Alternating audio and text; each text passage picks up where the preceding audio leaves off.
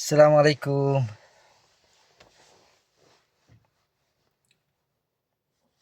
বাংলাদেশের মানুষের আকল জ্ঞান খুলতো না।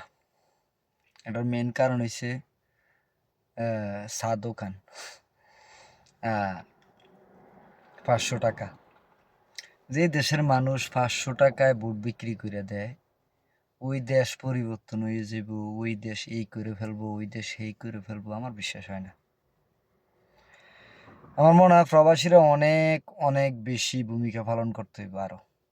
যেই সরকার আসুক, অন্যায় হইলে প্রবাসীরা তাদের রেমিটেন্স শাটডাউন একবার করে একটা সরকার পতন করানোর লাগিয়া যদি এতটুকু ভূমিকা থাইকা থাকে, তাহলে আমি মনে করি প্রতিটা সরকারের ক্ষেত্রেই, কি ইউনিশ সরকার, কি বিএনপি সরকার, কি জামাত সরকার, কি সরকার আসবো যাইব বিষয় না, বিষয় হলো প্রতিটা সরকারের ভালো দিকগুলারে আমরা যেরকম অ্যাপ্রিসিয়েট করবো, খারাপ দিকগুলোর সময় আমরা রেমিটেন্স শাটডাউন সহ আমাদের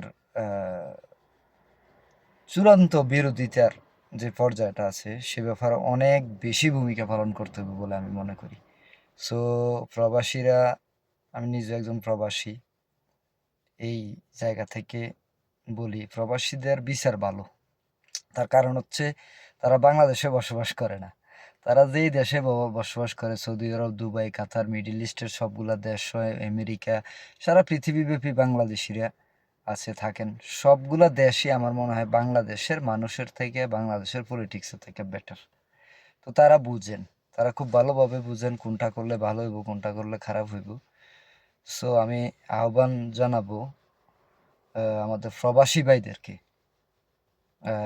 আপনার রেমিটেন্স এটার ব্যবহারটা এরকমভাবে করেন যাতে করে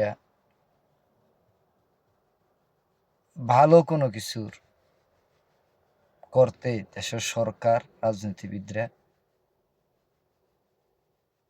সচেষ্ট থাকে, চেষ্টা করে এবং খারাপ কিছু করতে বারবার চিন্তা করে। ধন্যবাদ সবাইকে।